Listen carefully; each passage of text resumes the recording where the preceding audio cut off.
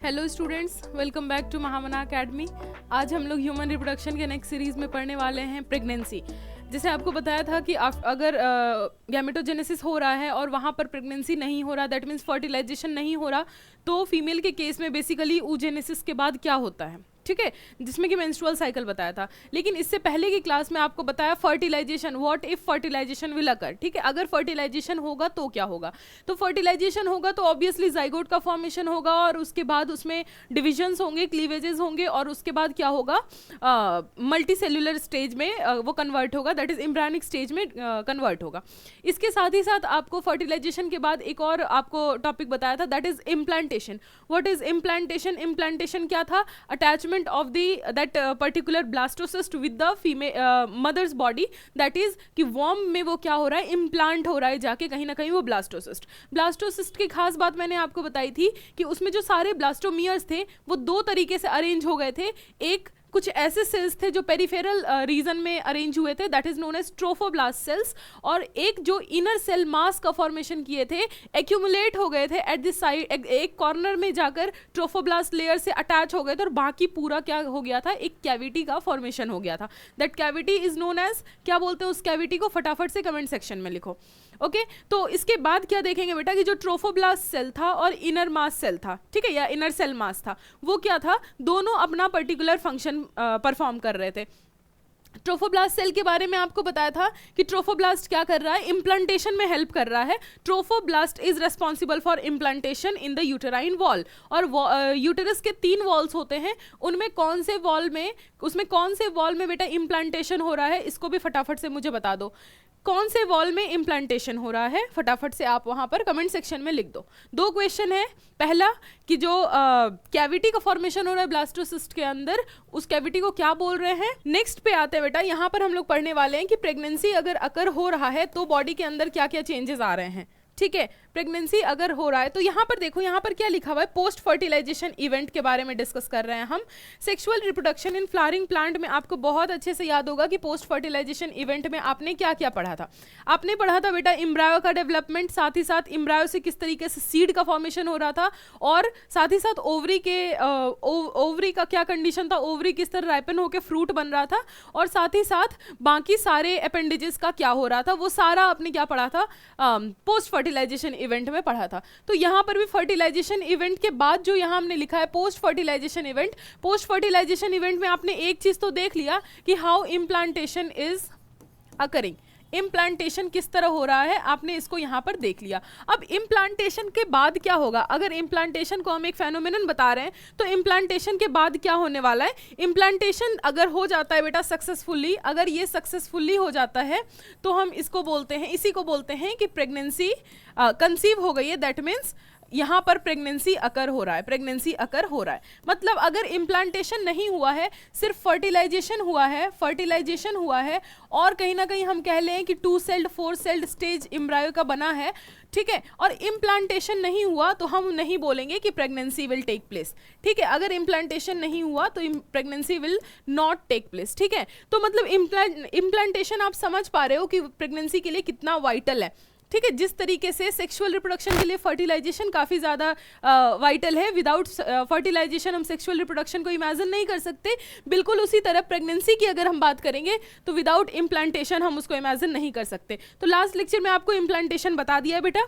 आज हम लोग प्रेगनेंसी देखेंगे कि हाउ डज प्रेगनेंसी अकर। तो यहाँ पर आ जाओ, प्रेगनेंसी कहाँ पर अकर होता है। मैंने आपसे बोला, आपसे मैंने पूछा बेटा कि कहाँ पर यूटेराइन वॉल, कौन से वॉल लेयर में जाकर जो ब्लास्टोसिस्ट था हमारा वो इम्प्लांट हो रहा है, कौन से वॉल लेयर में जाके, तो वो बेटा होता है एंडोमेट्रियम के अंदर, एंडोमेट्रियम। अब फटाफट से बताओ कि मेंस्ट्रुअल साइकिल में कौन सा वॉल लेयर का शेड ऑफ होता है, कौन सा वॉल लेयर शेड ऑफ होता है in the case of menstrual cycle. बताया था शेडिंग ऑफ यूटेराइन वॉल, तो कौन सा वॉल लेयर वहां पर शेड ऑफ हो रहा है ये बताओ, ठीक है। अब यहाँ पर आ जाओ कि यहाँ पर क्या बताया आपको कि जो इम्प्लांटेशन है वो कहाँ हुआ है, वो हो गया है इंडोमेट्रियम। इंडोमेट्रियम मतलब इनर मोस्ट जो लेयर है, इनर मोस्ट लेयर के बारे में क्या खास बात थी कि this is highly vascular layer. Endometrium के बारे में बोले तो ये क्या है, हाईली वास्कुलर है। हाईली वास्कुलर बोलने का मतलब rich in blood vessels, highly vascular बोलने का मतलब है रिच इन ब्लड वेसल्स, मतलब यहाँ पर काफ़ी ज़्यादा ब्लड वेसल्स आपको देखने मिलेंगे। और दूसरा कि this is glandular layer, this is glandular layer, ठीक है, this layer is glandular in nature, मतलब यहाँ पर वेरियस टाइप्स ऑफ ग्लैंड मिलेंगे। अब ग्लैंड मिल रहे हैं तो बेटा क्या मिलेंगे, वेरियस टाइप्स ऑफ सिक्रीशंस मिलेंगे, दैट इज जो कि ग्लैंड का सिक्रीशन होगा, ठीक है। यहाँ आ जाओ, इसके बाद ये जो हमने बात करी कि ये जो ब्लास्टोसिस्ट का फॉर्मेशन हुआ है ये कहाँ पर हुआ है बेटा, ब्लास्टोसिस्ट के फॉर्मेशन का कोई एक साइट फिक्स नहीं है। जैसे आपको बताया कि फर्टिलाइजेशन का एक साइट फिक्स है, that is ampullary region of fallopian tube. बेटा ये जो क्वेश्चंस मैं एक वन वर्ड में बता रही हूँ, this is very much important, बहुत ज़्यादा ये इंपॉर्टेंट है एमसीक्यू पॉइंट ऑफ व्यू से, ठीक है। एम्पुलरी रीजन, क्योंकि आपसे डायरेक्ट पूछता है क्वेश्चन, क्या पूछता है, डायरेक्ट क्वेश्चन आपसे पूछेगा कि फेलोपियन मतलब फर्टिलाइजेशन कहाँ हो रहा है, तो सिर्फ फेलोपियन ट्यूब नहीं, वहाँ स्थमस दे देगा, इन्फंडिबुलम दे देगा, फिम्ब्री दे देगा और एम्पुला दे देगा। तो कंफ्यूज नहीं होना है, एनसीईआरटी बहुत ही क्लियर वर्ड्स में लिखा है एनसीईआरटी में कि ampullary region of fallopian tube में फर्टिलाइजेशन होता है। बट अगर हम बात करें यहाँ पर कि जाइगोट के बाद जो सेल्यूलर डेवलपमेंट होता है, डिविजन्स और क्लीवेज होता है, वो कहाँ पर होता है, तो उसका कोई पर्टिकुलर साइट नहीं है, ठीक है। अब यहाँ पर मान लो तुम्हारा क्या था, यहाँ पर था बेटा, यहाँ पर था एम्पुला वाला रीजन, ठीक है, जहाँ पर कि क्या हुआ है, फर्टिलाइजेशन हुआ है, यहाँ पर फर्टिलाइजेशन हो गया है, ठीक है। अब फर्टिलाइजेशन होने के बाद क्या हो रहा है, all over the fallopian tube में, all over the fallopian tube में ये जाइगोट क्या कर रहा है, मूव कर रहा है फॉलोइंग द डिवीजन, डिविजन्स भी कराते जा रहा है, क्लीवेजेस भी होते जा रहे हैं, और साथ ही साथ जाइगोट रोल डाउन भी हो रहा है, रोल डाउन भी हो रहा है। एक अगर आपको डायग्राम में बताऊं तो कुछ इस तरीके से आपने पढ़ा है, कुछ इस तरीके से पढ़ा है बेटा फीमेल रिप्रोडक्टिव सिस्टम। तो मैं बोल रही हूँ कि यहाँ पर फर्टिलाइजेशन हो रहा है, तो फर्टिलाइजेशन जहाँ पर होगा बिल्कुल जाइगोट फॉर्मेशन का वही साइट होगा, क्योंकि दिस इज इमीडिएट रिस्पॉन्स या इमीडिएट रिजल्ट है, विद इन माइक्रो सेकेंड्स वो क्या होगा, मतलब ऐसा समझो कि फर्टिलाइजेशन हुआ और उसी को हम क्या बोल दिया, हमने जाइगोट बोल दिया, ठीक है। तो जाइगोट बनने में देर नहीं लगती, तो एम्पुलरी रीजन में ही क्या बन गया हमारा जाइगोट, और उसके बाद जो डिविजन्स हो रहे हैं वो क्या होंगे, हमारे एम्ब्रायो होंगे, वो हमारे एम्ब्रायो होंगे। साथ ही साथ डिविजन्स होने के साथ साथ क्या हो रहा है यहाँ पर डिविजन्स के साथ साथ बेटा rolling down of that particular embryo, वो कहाँ रोल डाउन कर रहा है, फैलोपियन ट्यूब से यूट्रस की तरफ मूव कर रहा है। क्यों, क्योंकि इम्प्लांट कहीं ना कहीं कहाँ होना है, यूट्रस में होना है। अगर बेटा ये फैलोपियन ट्यूब में इम्प्लांट हो गया, ठीक है, अगर ये फैलोपियन ट्यूब में इम्प्लांट हो गया तो वो क्या होता है, एबनॉर्मल केस होता है और वहाँ पर प्रेगनेंसी सपोर्ट नहीं होता है, ठीक है। और ऐसे प्रेगनेंसी को जहाँ पर कि कह लो कि ब्लास्टोसिस्ट का इम्प्लांटेशन अदर मतलब ऐसे पार्ट में हो जाए जो कि यूट्रस में नहीं हो, मतलब अदर देन यूट्रस, किसी फीमेल रिप्रोडक्टिव के पार्ट के किसी और पार्ट में हो जाए, हम उसको बोलते हैं एक्टोपिक प्रेगनेंसीज। नाम सुने होंगे आप लोग, आपको अगेन ये भी एमसीक्यू में पूछ सकता है कि एक्टोपिक प्रेगनेंसी क्या होता है, ठीक है, एक्टोपिक प्रेगनेंसीज क्या होता है, ठीक है बेटा।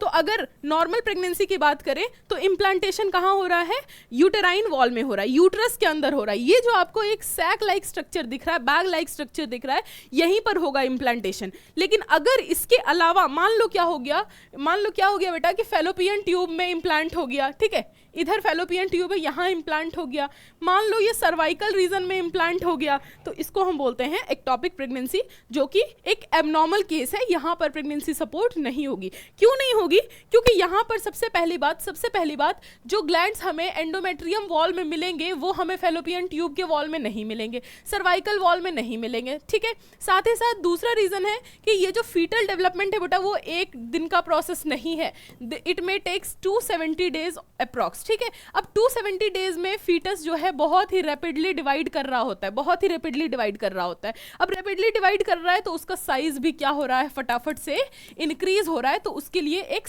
मतलब एक बैग लाइक एक खाली स्पेस चाहिए, जो कि फैलोपियन ट्यूब और सर्विक्स वाले रीजन में नहीं मिल सकता, तो वहां पर प्रेगनेंसी सपोर्ट नहीं होती।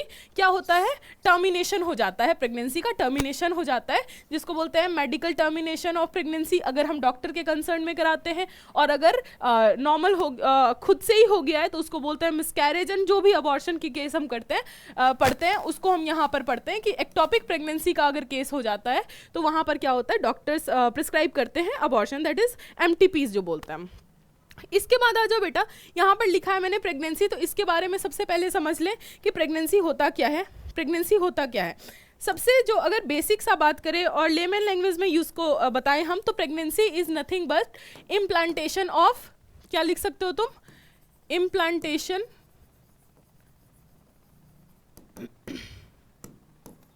Implantation of embryo into uterine wall, ठीक है। और इसी को हम कहीं ना कहीं प्रेगनेंसी बोलते हैं, इसी फेनोमेनन को हम प्रेगनेंसी बोलते हैं। इसका अगर टाइम पीरियड की हम बात करें बेटा, तो इसका जो एक एवरेज टाइम पीरियड है ह्यूमन का, in the case of human it takes 270 days, ठीक है। अब इस 270 डेज में क्या होता है, एक हम आपको ओवरव्यू दे रहे हैं बेटा। यहाँ पर देखो, यहाँ पर क्या हो रहा है बेटा कि फर्टिलाइजेशन हुआ, ओके, फर्टिलाइजेशन हुआ, दिस इज योर जाइगोट, ये क्या है आपका जाइगोट है। अब जाइगोट से ये क्या हुआ, बहुत सारे सेल्ड स्टेज से होके गुजरा, ठीक है, गुजरा, यहाँ तक हम मान लेते हैं कि this is our morula stage, ठीक है, मोरूला। अब मोरूला के बाद क्या हो रहा है, आपको पता होगा कि इसके बाद होता है ब्लास्टूला एंड गैस्ट्रूला, जो भी है, ठीक है, ब्लास्टूला एंड गैस्ट्रूला, ठीक है। इसके बाद हम बोलते हैं कि फुल्ली डेवलप्ड एम्ब्रायो बन गया, फुल्ली डेवलप्ड एम्ब्रायो बन गया, ठीक है, एम्ब्रायो बन गया। इसके बाद हम बोलते हैं एम्ब्रायो जब और डेवलप होता है तो इसको हम बोलते हैं कि फीटस बन गया, क्या बन गया, फीटस बन गया। और इसके बाद जब एक फीटस का मदर बॉडी से क्या कह लो कि एग्जिट हो जाता है, तब हम उसको बोलते हैं बेबी, दैट मीन्स कि न्यू बॉर्न, ठीक है, न्यू बॉर्न या ऑफ स्प्रिंग या चाइल्ड, तब हम उसको बोलते हैं। तो ये जो पूरा यहाँ पे मैंने लिखा है बेटा सीरीज ऑफ इवेंट्स, इसको ही हम कहते हैं प्रेगनेंसी, या इतना कुछ इवेंट जो है कब होता है, in the case of pregnancy, in the case of pregnancy. और ये चलता कितने दिन है, 270 डेज ऑलमोस्ट चलता है। अब इसके बारे में हम बात करें कि इन 270 डेज में बॉडी के अंदर क्या क्या चेंजेस आएंगे, क्योंकि हम क्या कर रहे हैं, नए न्यू इंडिविजुअल को क्या कर रहे हैं बेटा, न्यू इंडिविजुअल के लाइफ को सपोर्ट करना है हमें, है ना, ताकि ये क्या हो जाए, यहाँ फीटस तक डेवलप होके आ पाए, फीटस तक डेवलप होके क्या हो पाए, आ पाए। हो सकता है कि इसके बाद ग्रोथ ना हो, यहाँ भी हो सकता है कि ना हो, ठीक है, ये हो सकता है, लेकिन हमें ऐसा केस बिल्ड नहीं करना है। यूट्रस के अंदर क्या करना है, एक ऐसा केस बिल्ड करना है जिससे कि ये सक्सेसफुली फीटस तक ग्रो कर जाए। तो इसी दौरान क्या होता है, जब इम्प्लांटेशन होता है, बेसिकली इम्प्लांटेशन जब होता है, तो क्या बोला आपको कि जो ट्रोफोब्लास्ट लेयर है, जैसे यहाँ पर अगर मैं बना दूं, यहाँ पर क्या देखा था आपने, इस तरीके से बेटा ट्रोफोब्लास्ट सेल्स थे, ठीक है, जो कि पूरे पेरिफेरी पर इक्वली कह लो कि स्प्रेड थे। इसके बाद मैं बना दूं यहाँ पर कुछ इनर सेल मास थे, ठीक है, यहाँ पर इनर सेल मास बना दिया, और ये पूरा क्या है, तुम्हारा कैविटी है, ये पूरा तुम्हारा कैविटी है। अब ये देख लो, ये क्या हुआ था बेटा, यहां पर बना दूं एक बार डायग्राम, ठीक है।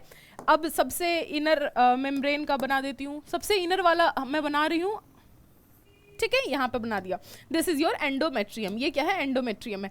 अब मान के चलो कि ये क्या हुआ बेटा, रोल डाउन होते होते यहाँ तक पहुँच चुका है, और ये क्या कर रहा है, इसके अंदर इन्विजिनेट कर रहा है, और उसके बाद क्या हो रहा है, यहाँ पर कहीं ना कहीं इम्प्लांट होने की कोशिश कर रहा है, ठीक है, कोशिश कर रहा है। अब इम्प्लांट कैसे होगा, देखो, ये जो ट्रोफोब्लास्ट लेयर है या जो ट्रोफोब्लास्ट सेल्स हैं, ये क्या करते हैं, कुछ फिंगर लाइक प्रोजेक्शंस अराइज करते हैं अपने सरफेस पे, ठीक है, ये ग्लोब्यूलर स्ट्रक्चर है, ये क्या कर रहे हैं, अपने ऊपर इस तरीके से फिंगर लाइक प्रोजेक्शंस अराइज कर रहे हैं, ठीक है। साथ ही साथ क्या होता है, इसके रिस्पॉन्स में रैपिडली क्या होता है, यूटेराइन वॉल, जो ये जो येलो वाला मैंने बनाया बेटा, ये जो यूटेराइन वॉल है, ये भी इसके रिस्पॉन्स में क्या करता है, फटाफट से डिविजन्स कराना शुरू कर देता है।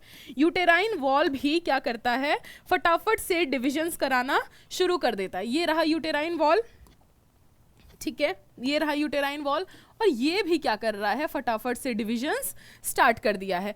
अब बताओ, इधर से क्या है, ट्रोफोब्लास्ट सेल ने फिंगर लाइक प्रोजेक्शंस अपने ऊपर अराइज किए, और इधर से यूट्रस का जो वॉल था उसने इस तरीके से फिंगर लाइक प्रोजेक्शंस अराइज किए, तो इनका क्या हो जाता है, इंटरडिजिटेशन हो जाता है। इनका इंटरडिजिटेशन अगर हो गया बेटा, और अगर इसका फिक्स कह लो कि इंटरडिजिटेशन अगर परमानेंट हो गया, सक्सेसफुली हो गया तभी क्या हो गया, इम्प्लांट हो गया, वहां पर जाकर ये जो ब्लास्टोसिस्ट था वो क्या हुआ, इम्प्लांट हो गया। ठीक है, तो अगर आपसे पूछे कि इम्प्लांटेशन कैसे होता है, बेसिकली यूट्रस के अंदर क्या क्या फेनोमेनन चल रहा होता है, तो वहां पर होता है बेटा ट्रोफोब्लास्ट लेयर इस तरीके से फिंगर लाइक प्रोजेक्शंस अराइज करते हैं, जिसको हम क्या बोलते हैं इसको कॉरियोनिक विलाई बोलते हैं। ठीक है, इसके साथ ही साथ क्या होता है, इसके साथ ही साथ बेटा यहां पर यूटरस के भी लेयर क्या करते हैं, इंटरडिजिटेशंस शो करते हैं। वहां के यूटेराइन सेल्स जो हैं वो भी काफ़ी ज़्यादा रैपिडली डिवाइड करते हैं और इस तरीके से डिजिट्स का फॉर्मेशन करते हैं। और ये दोनों जब इंटरडिजिटेटेड हो जाते हैं तो यहाँ पर जो एक स्ट्रक्चर का फॉर्मेशन होता है, ये जो स्ट्रक्चर बना है बेटा, this is known as placenta. यही क्या कहलाता है, प्लेसेंटा कहलाता है, यही कहलाता है प्लेसेंटा। ठीक है, नाम तो सुना होगा अभी तक, प्लेसेंटा। ठीक है, तो कॉरियोनिक विलाई और जो यूटेराइन डिजिटेशंस हैं उनके सक्सेसफुल्ली इंटरडिजिटेशंस को हम क्या बोल रहे हैं, नाम दे रहे हैं प्लेसेंटा। अब क्या होता है, ओवरऑल प्रेगनेंसी क्या होता है बेटा, ये प्लेसेंटा जो है मेंटेन रहता है, ये प्लेसेंटा मेंटेन रहता है। अगर हम बात करें कि प्लेसेंटा को अगर सिंपल वर्ड में डिफाइन करना चाहें तो ये क्या है, connecting link between fetus and mother. ठीक है, इसको मैं अभी डिफाइन करूंगी बेटा, अभी के लिए आप लिख दो कि प्लेसेंटा क्या है, connecting link between fetus and mother. मतलब यहां पर देख लो, ये क्या है, ये है जो कि फीटस ने ट्रोफोब्लास्ट सेल्स से क्या किया है, इंटरडिजिटेशंस या कॉरियोनिक विलाई फॉर्म किया है। ठीक है, इसके बाद देख लो यहाँ पर, ये देख लो यहाँ पर, ये जो येलो वाला आपको थोड़ा ब्राउनिश सा दिख रहा है वो क्या है, यूट्रस ने वो डिजिटेशंस बनाए हैं। ठीक है, और ये दोनों इंटरडिजिटेट हो गए तो ये आपका ब्लास्टोसिस्ट पूरा का पूरा क्या हुआ, यूट्रस के अंदर इम्प्लांट हो गया। इसके बाद इसी रीजन को हम क्या बोल रहे हैं, इसी रीजन को हम बोल रहे हैं प्लेसेंटा, और इसमें जो डिजिट्स पाए जा रहे हैं उनको बोल रहे हैं हम प्लेसेंटल विलाई। विलाई बेटा जहां भी मिलेगा, इंटेस्टाइन में मिल रहा है या प्लेसेंटा में मिल रहा है, जो फिंगर लाइक प्रोजेक्शंस होंगे उनको हम विलाई बोलते हैं, आपको पता है साइंस के लैंग्वेज में। तो यहां पर आपको मिल रहा है प्लेसेंटल विलाई। अब क्या करेगा, फंक्शन क्या परफॉर्म करेगा, बताओ फंक्शन क्या परफॉर्म करेगा। एक तो कनेक्शन बिल्ड कर रहा है, ठीक है, मदर और फीटस के बीच में, फीटस और मदर के बीच में कनेक्शन बिल्ड कर रहा है। ठीक है, चलो इसके बारे में हम पढ़ते हैं। अभी पहले इस प्लेसेंटा के बारे में एक और चीज जान लेते हैं कि प्लेसेंटा क्या करता है आफ्टर सम टाइम, मतलब जब वो अच्छे से डेवलप हो गया तो प्लेसेंटा क्या करता है, placenta acts as endocrine gland. ये क्या बात हुई, अभी तक तो हमने इतने सारे एंडोक्राइन ग्लैंड्स पढ़े हैं, पिट्यूटरी से लेके थायराइड वगैरह सब पढ़ा, ओवरी टेस्टिस पढ़ा, सेक्स ऑर्गन होने के साथ साथ वो क्या था, एक एंडोक्राइन ग्लैंड की तरह भी काम कर रहा था। अब ये जो प्लेसेंटा है ये भी क्या कर रहा है, ये भी एक एंडोक्राइन ग्लैंड के तरह एक्ट कर रहा है। अब बेटा जैसे आज प्लेसेंटा बना तो आज से ही वो एंडोक्राइन ग्लैंड की तरह काम नहीं करने लगेगा, जब वो फुल्ली डेवलप हो जाएगा तब वो एंडोक्राइन ग्लैंड की तरह काम करेगा। इससे पहले एक क्वेश्चन आता है कि अगर प्लेसेंटा नहीं बना है या प्लेसेंटा बन रहा है, डेवलप हो रहा है प्लेसेंटा, क्योंकि यहाँ पे सेल डिविजन का काम है, इंटरैक्शन का काम है, अगर यहाँ पर प्लेसेंटा का फॉर्मेशन हो रहा है तो वो कौन करा रहा है। तो बेटा आपको एक चीज मैं बता दूं कि at the time of pregnancy estrogen और प्रोजेस्टेरॉन, एस्ट्रोजन एंड प्रोजेस्टेरॉन दोनों क्या होता है, काफी ज्यादा हाई अमाउंट में रिलीज होता है। अब मुझे फटाफट से बताओ कि कौन सा ऑर्गन एस्ट्रोजन और प्रोजेस्टेरॉन को रिलीज करने के लिए रेस्पॉन्सिबल है। दैट इज बेटा ओवरी। मतलब ओवरी क्या रिलीज कर रहा है, एस्ट्रोजन एंड प्रोजेस्टेरॉन, जो कि इम्प्लांटेशन में हेल्प करा रहा है, प्लेसेंटल डेवलपमेंट में हेल्प करा रहा है। लेकिन जब एक बार प्लेसेंटा डेवलप हो गया तो placenta will act as an endocrine gland itself, खुद ही ये क्या करेगा, एंडोक्राइन ग्लैंड की तरह काम करेगा। अब अगर ये एंडोक्राइन ग्लैंड की तरह काम कर रहा है तो क्या करेगा, वेरियस हॉर्मोन्स को रिलीज करेगा, ठीक है, जिसमें कि आपका प्रोजेस्टेरॉन भी आता है। बट यहां पर चूंकि हम ओवरी से जो रिलीज हो रहा है हार्मोन उसको प्रोजेस्टेरॉन बोल रहे हैं, यहां पर हम एक वर्ड यूज करते हैं दैट इज प्रोजेस्ट्रोजेन। ठीक है, एनसीईआरटी में सब लिखा है बेटा, कुछ नया नहीं बता रही हूँ आपको, कुछ नया यहाँ पर मैं नहीं बता रही हूँ, पढ़ो एनसीईआरटी, सब कुछ वही मैं बता रही हूँ। यहाँ पर बताया है प्रोजेस्ट्रोजेन, ठीक है, मतलब यहाँ पर क्या रिलीज होगा, प्रोजेस्ट्रोजेन रिलीज होगा by the help of placenta. ठीक है, उसके बाद देख लो बेटा यहाँ पर क्या है, मैं एक चीज और आपको बता दूं यहाँ पर कि जो ये प्लेसेंटा का जो आपको फिगर दिख रहा है, ये प्लेसेंटा जो है एक पूरा डिस्क लाइक स्ट्रक्चर है या शीट लाइक, जो कि कहीं ना कहीं जैसे ये आपका ब्लास्टोसिस्ट है, ठीक है, या फीटस है, फीटस मान लो, फीटस, ठीक है, और यहाँ पर क्या है आपका कंप्लीटली यूटेराइन वॉल है, और वही यूटेराइन वॉल कनेक्शन बिल्ड किया है। तो वो किसी एक पर्टिकुलर पॉइंट पर कनेक्शन बिल्ड नहीं किया है, वो अच्छे खासे रीजन में क्या किया है, पूरे में कनेक्शन बिल्ड किया है। बट अब बताओ कि बेबी तो in comparison to uterus baby का साइज बहुत ही ज़्यादा छोटा है, बेबी का साइज बहुत ज़्यादा छोटा है, पहले 2 मिलीमीटर का होगा, फिर 2 सेंटीमीटर का होगा, और यूट्रस क्या है, अच्छा खासा बड़ा सा एक बैग है। ठीक है, तो अब कनेक्शन जो भी न्यूट्रिएंट है या जो भी चीज़ का हमें ट्रांसपोर्टेशन कराना है from the mother body to the fetal body, तो वो कैसे, ये पूरा डिजिटेशन से कैसे जाएगा, तो ऐसे नहीं होता बेटा। क्या होता है, यहाँ पर आपको देखने के लिए मिल रहा है कि there are some cord like structure. ठीक है, यहाँ पर दिख रहा है आपको कि कुछ कॉर्ड लाइक स्ट्रक्चर है जो कि क्या कर रहे हैं, डायरेक्ट कनेक्शन बना रहे हैं from the placenta to the fetus, from the placenta to the fetus. अब क्या होगा कि आपको एक चीज और बताया बेटा, अगर हम एंडोमेट्रियम की बात कर रहे हैं, यूट्रस के एंडोमेट्रियम की बात कर रहे हैं, तो that is highly rich in blood vessels, वहाँ ब्लड वेसल्स बहुत हैं, और अगर ब्लड वेसल्स है तो वहाँ पर ऑक्सीजन का अमाउंट बहुत ज़्यादा होगा, क्योंकि blood is responsible for transportation of oxygen, nutrient बहुत ज़्यादा होगा। ठीक है, अगेन अगर किसी भी वेस्ट प्रोडक्ट को हमें लेके बाहर जाना है तो वो भी वाया ब्लड ही करते हैं हम। तो यहाँ पर देखो, दिस इज, देख रहे हो पूरा रेड है, ये जो एंडोमेट्रियम की लाइनिंग है वो पूरी रेड है। ठीक है, तो जो प्लेसेंटा से क्या हो रहा है, प्लेसेंटा भी हाईली वास्कुलर होगा इस ब्लड वेसल की वजह से। ठीक है, और यहाँ पर प्लेसेंटा के पास क्या मिलेगा, हाई O2 मिलेगा। ठीक है, इसके बाद न्यूट्रिएंट बहुत ज़्यादा मिलेगा बेटा, न्यूट्रिएंट बहुत ज़्यादा मिलेगा। अगेन अब ये फीटस भी क्या है, लिविंग बॉडी है, फीटस भी लिविंग बॉडी है। जब इसका लंग, जब इसका हार्ट, जब इसका कह लो एक्सक्रीटरी सिस्टम डेवलप हो जाएगा, तो fetus will also produce some amount of nitrogenous waste, या कार्बन डाइऑक्साइड भी हम कुछ भी बोल सकते हैं कि ये भी कहीं ना कहीं नाइट्रोजिनस वेस्ट या मेटाबॉलिक वेस्ट प्रोड्यूस करेगा। तो वो भी क्या होगा, अम्बिलिकल कोड के थ्रू, प्लेसेंटा के थ्रू ब्लड में, मदर्स ब्लड में वो चला जाएगा और वो एक्सक्रीट आउट हो जाएगा by the help of mother only. ठीक है, तो यहाँ पर ये चीज आप देख पा रहे हो कि this is known as umbilical cord, this is known as umbilical cord. ठीक है, विद इट वेसल्स तो रहेगा ही क्योंकि वास्कुलर है, and this is your embryo, और ये जो है बेटा, ये this is your yolk sac. ठीक है, और यहाँ पर है कैविटी ऑफ यूट्रस, क्योंकि पूरा तो एकदम टाइटली पैक्ड तो नहीं होगा ना, कुछ ना कुछ हमें जगह मिलेगा देखने के लिए। ठीक है, उसके बाद यहाँ पर दिया हुआ है plug of mucus in cervix. अब सर्विक्स में ये प्लग ऑफ म्यूकस क्यों है, in the case of pregnancy plug of mucus cervix में हमें क्यों देखने मिल रहा है, क्योंकि बेटा जो भी ओपनिंग्स है हमारे बॉडी के अंदर, that is responsible for infection.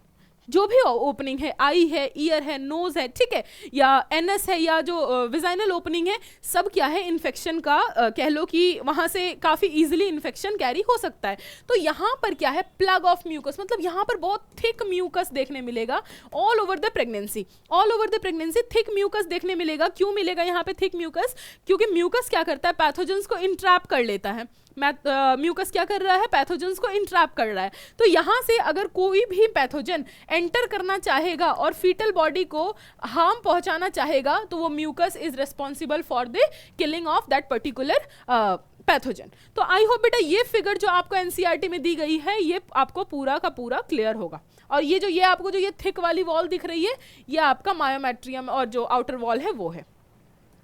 ठीक है, एक बार आ जाओ बेटा कि प्रेगनेंसी के हार्मोन्स कौन कौन से हैं। ठीक है, क्योंकि अगर हम प्रेगनेंसी की बात कर रहे हैं, एक न्यू लाइफ को बर्थ देने जा रहे हैं, तो वहाँ पर कहीं ना कहीं बहुत सारे हार्मोन जो है रिस्पॉन्सिबल होंगे।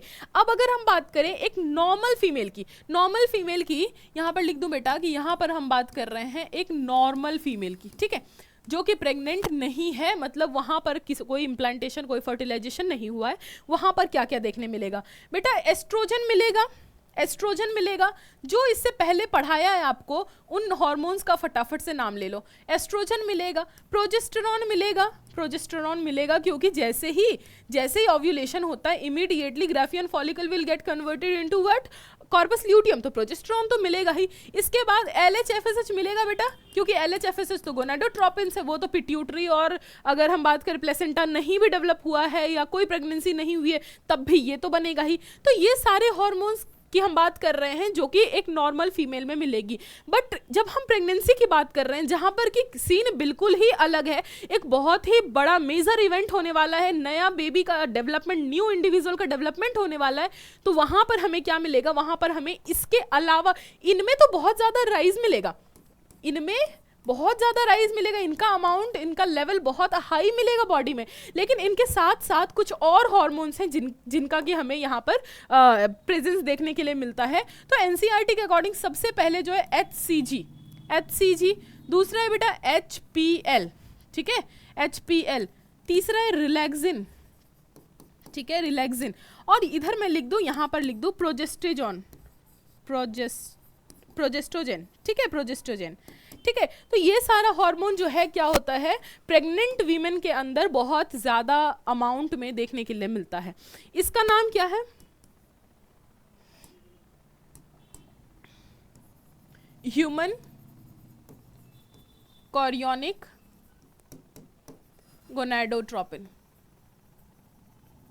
Human chorionic gonadotropin. Chorionic word आ गया बेटा, कौन सिक्रीट कर रहा होगा, प्लेसेंटा, ठीक है। HPL ह्यूमन प्रोलैक्टिन मिलेगा, ठीक है, क्योंकि जब प्रेगनेंसी की हम बात कर रहे हैं, इस 270 डेज की बात कर रहे हैं, तो 270 डेज में सिर्फ और सिर्फ बेबी के फीटस के डेवलपमेंट पे ही फीटल डेवलपमेंट पे ही ध्यान नहीं रहता बेटा। जब ये फीटस न्यू बॉर्न बेबी बनेगा तो उसको खाना पीना कहाँ से मिलेगा, मैमरी ग्लैंड से मिलेगा। तो साथ ही साथ इस 270 डेज में मैमरी ग्लैंड को भी प्रिपेयर किया जाता है for the production of milk, कि जैसे ही पर्चुरेशन होगा, डिलीवरी ऑफ द बेबी होगी, उसके बाद इमीडिएटली क्या चाहिए, मिल्क चाहिए, ठीक है। तो उस मैमरी ग्लैंड को भी डेवलप कराया जाता है by the help of prolactin. तो प्रेगनेंसी के केस में HPL ह्यूमन प्रोलैक्टिन भी बहुत ज्यादा अमाउंट में मिलता है। रिलैक्सिन मिलता है, रिलैक्सिन नाम से ही समझ में आ रहा है कि कहीं ना कहीं ये रिलैक्सिंग का काम कर रहा है, रिलैक्स करने का काम कर रहा है। तो इसका टाइम पीरियड है बेटा कि ये कब मिलेगा,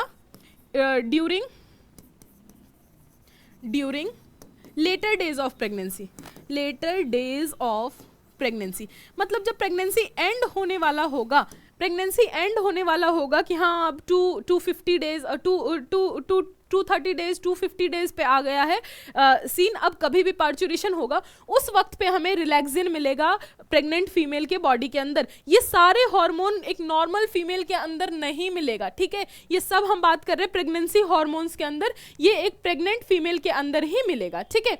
इसके बाद आ जाओ कि अच्छा ये बता दिया कि ये सब क्या है, प्लेसेंटा रिलीज कर रहा है। जो रिलैक्सिन के बारे में पूछता है, कई बार एग्जाम में पूछा गया है बेटा कि relaxin hormone is secreted by, relaxin hormone is secreted by, it is secreted by ovary. बेटा ये जो है प्लेसेंटा का काम नहीं है, रिलैक्सिन कौन सिक्रेट कर रहा है, ओवरी। अब क्या होता है in later days of pregnancy, contractions होते हैं यूटेराइन वॉल में just to push out the baby, है ना, जो फीटस है उसको बाहर पुश करने के लिए यूटेराइन वॉल में कॉन्ट्रैक्शंस होते हैं, कई बार माइल्ड कई बार स्ट्रॉन्गर। तो अब अगर इतना कॉन्ट्रैक्शन हो रहा है, आपको पता है कि आपके बॉडी का कोई भी मसल है वो एक लिमिट तक ही कॉन्ट्रैक्शन झेल सकता है, ठीक है, एक लिमिट तक ही आप उस पर फोर्स अप्लाई कर सकते हो। लेकिन ड्यूरिंग पार्चुरेशन बहुत ज़्यादा फोर्स अप्लाई होता है, बहुत हाई कॉन्ट्रैक्शंस होता है, तो उस वक्त मसल को रिलैक्स करने की ज़रूरत है, ठीक है। अगर उस वक्त रिलैक्सिन सिक्रेट नहीं होगा तो हो सकता है मसल ब्रेकडाउन का केस सामने आए, ठीक है। तो उस चीज़ से प्रिवेंट करने के लिए रिलैक्सिन सिक्रेट किया जाता है by the ovaries again primary sex organ as well as an endocrine gland, ठीक है। इसके बाद बात करें बेटा प्रोजेस्ट्रोजेन की, तो ये क्या है, इसको कई जगह पे आपको देखने मिलता है। देखो एनसीईआरटी में बहुत ज़्यादा इसका डिटेल नहीं है, बस एक नाम दिया हुआ है, लेकिन आपको कंफ्यूजन ना हो कि प्रोजेस्टेरॉन और प्रोजेस्ट्रोजेन में क्या डिफरेंस है। इसको हम बोल देते हैं बेटा synthetic form of progesterone,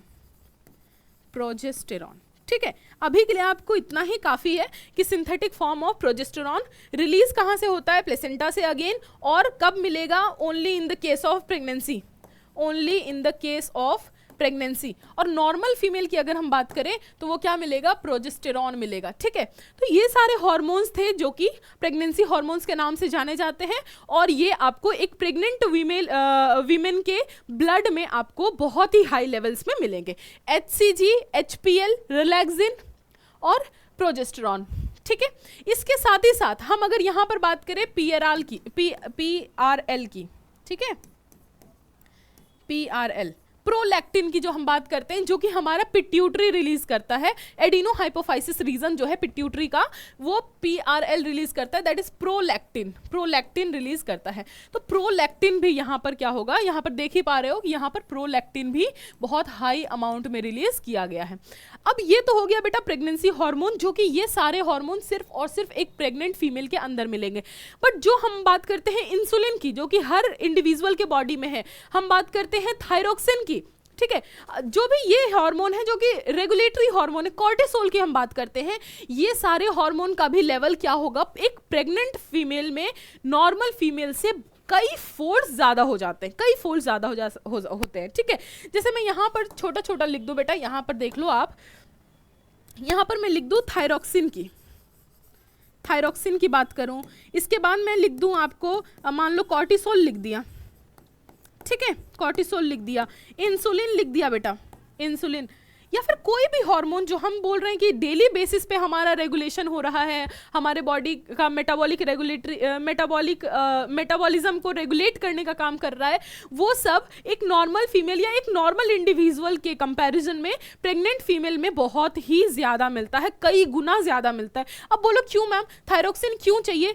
thyroxine इसलिए चाहिए बेटा, थायरोक्सिन क्या काम करता है सबसे पहले बताओ। थायरोक्सिन बेटा आपके बॉडी का मेटाबॉलिक जो भी मेटाबॉलिज्म है उसको कंट्रोल करता है, उसको रेगुलेट करता है। अब बताओ कि हमारा बॉडी तो एक लाइफ है, एक इंडिविजुअल है, बट जहां पर यूट्रस के अंदर एक और लाइफ पड़ी हुई है, वहां पर थायरोक्सिन क्या चाहिए, हाई अमाउंट में चाहिए। क्यों? क्योंकि फीटस का डेवलपमेंट हो रहा है, फीटस अभी कंप्लीटली डेवलप्ड नहीं है, फीटस जो है न्यू बॉर्न चाइल्ड नहीं है, उसका थायराइड फंक्शन नहीं कर पाएगा, या अगर करेगा भी तो दैट विल प्रोड्यूस बहुत ही स्मॉल अमाउंट ऑफ थायरोक्सिन, जो कि उस फीटस के भी बॉडी का रेगुलेशन नहीं करा पाए। तो कहाँ से जाएगा बताओ, वो जो फीटस का जो डेली का मेटाबॉलिज्म चल रहा है वो कौन कराएगा, वो मेटाबॉलिज्म कौन परफॉर्म करेगा? तो मदर के बॉडी में, मदर का जो थायराइड ग्लैंड है उससे जो रिलीज हुआ है थायरोक्सिन, वो। बात करते हैं कॉर्टिसोल की, इंसुलिन की, शुगर लेवल क्या है मदर के बॉडी में, फीटस को कितना शुगर चाहिए, फीटस कितना एक्सक्रीटरी प्रोडक्ट प्रोड्यूस कर रहा है, ये सब को मेंटेन कौन कर रहा है? कॉर्टिसोल, इंसुलिन, थायरोक्सिन, ये सारे हार्मोन्स क्या कर रहे हैं? फीटस के डेली मेटाबॉलिक एक्टिविटीज को भी कंट्रोल कर रहे हैं। But fetus is not responsible for producing enough amount of thyroxine, cortisol, insulin, although उसका भी एड्रिनल बन गया, उसका भी पैनक्रियाज बन गया, उसका भी थायराइड बन गया, लेकिन वो एनफ अमाउंट में प्रोड्यूस नहीं कर पा रहे हैं। तो कौन प्रोड्यूस कर रहा है? जो जिसके वॉर्म में वो ग्रो कर रहे हैं, that means mother is going to produce thyroxine, cortisol, insulin, और जैसे ये तो नॉर्मल बॉडी में भी मिलेंगे, नॉर्मल फीमेल में भी मिलेंगे, बट जो इसमें हम बात करते हैं प्रेग्नेंट वीमेन में, ये लगभग 10 गुना आपको ज़्यादा अमाउंट में मिलेगा, है ना, कई फोल्ड्स ज़्यादा मिलेंगे। तो आज के लिए बेटा बस इतना ही है। आपको प्रेगनेंसी हार्मोन्स इंपॉर्टेंट है, यहाँ पर कुछ टर्म्स जो आए थे जैसे प्लेसेंटा हो गए, या फिर आपके लिए वहाँ पर कह लो कि अम्बिलिकल कॉर्ड क्या होता है, या अगर हम बात करें इससे पहले जो यहाँ पर बताया आपको कि यहाँ पर जो है बेटा ये प्लग ऑफ म्यूकस सर्विक्स क्या है, plug of mucus in cervix क्या है, उसका क्या सिग्निफिकेंस है, वो सब बताया। आई होप आपको एनसीईआरटी में दी हुई वो जो प्रेगनेंसी वाली फिगर है, एक फीटस है, कॉर्ड है, प्लेसेंटा है, प्लेसेंटा क्या होता है, प्रेगनेंसी कितने टाइम तक के लिए होता है, साथ ही साथ कितने हार्मोन्स रिलीज हो रहे हैं, कहाँ से रिलीज हो रहे हैं, लेवल क्या है उनका, ये सब क्लियर होगा। नेक्स्ट टर्न पे हम लोग एम्ब्रियोनिक डेवलपमेंट के साथ मिलते हैं, तब तक के लिए बाय बाय एंड जय हिंद।